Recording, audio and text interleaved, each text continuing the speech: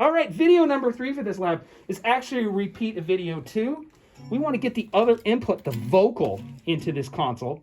Now, to really make things confusing, most people would put a second input on fader 2. I'm not going to do that. To make you learn layers and stuff, I'm going to require that you put the vocal on layer 2, input 17. So go to layer 2, select 17, and we're going to patch in input 2 to that. Hitting the view button takes you to the home screen for that channel and takes you to the config tab, and we're going to go to input 2, press it.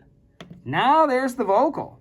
I'm bringing the gain up, kind of get the vocal hitting around -18 on the LEDs. And now it's the same as before. Unmute, sign the channel to stereo bus, and the monitoring's all working. You can't really hear it right now, but I hear guitar. And this should bring up the vocal. And now mixing between these two is pretty simple. Go to input 1, bring up the guitar. Layer 1, input 1.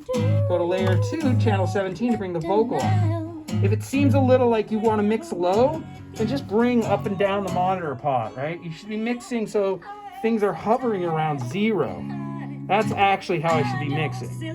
So I probably just need to bring the monitor pot down. But anyway, you got the 2 channels working. Now do a little bit of mixing. And this is kind of the fun part. And for this lab, I don't really care how it sounds when I'm grading. I just want you to play with it. For example, things to do. The vocal has a lot of plosives on it. So one of the requirements is you select the channel, you add some high pass filter, which you call it a low cut on this console. This takes all the bass out of the vocal. So you bring it up, take some of the bass out of the vocal. And when I select over here, I'm actually seeing some of the high pass filtering. Right, I'm moving it right now. You can see there's the high pass filter. Other thing you might want to try is EQing it. Maybe the vocal needs to be brighter or darker. Grab the equalizer view. Boom. Now we can see it. There's a cute RTA on it. The vocal just stopped singing, so I'm going to select the guitar. Show you you can see the guitar. There's a really nice RTA going on. And you can EQ. You can grab different frequency bands, right? There's 4-band EQ. And you've got control of the parametric width and the frequency and the gain. So if you look over here, I'm like, let's add some treble. I select the high knob, and boom, there's some treble. And I can move the... It looks like it's not on yet, so I need to actually turn the EQ on. That's something we all forget. And when you turn it on, it turns yellow and it's much more obvious. So, you can add some, and, maybe you want to add some lows or whatever you want to do, right?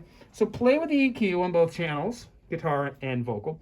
Also play with some compression. I recommend subtle compression on the vocal. So I'm going to go down to 17 through 32 second layers, select the vocal, and turn on the compressor. So turn it on, and you want to see it on the screen. Here it is. And I do have one threshold knob here. I can mess with the vocal and kind of compress it a little bit. And just kind of barely tap the vocal. Of course, she's not singing right now. That's just the rule of audio, is the moment you start doing something, it goes away. But just kind of, there it is. And you can see I'm really squashing the daylights out of it. Maybe hit it to 3 to 6, like more like that, just a little bit of compression. So you put a little bit of EQ on it, you put a little bit of compression on the vocal, you're done. I'm done with the video.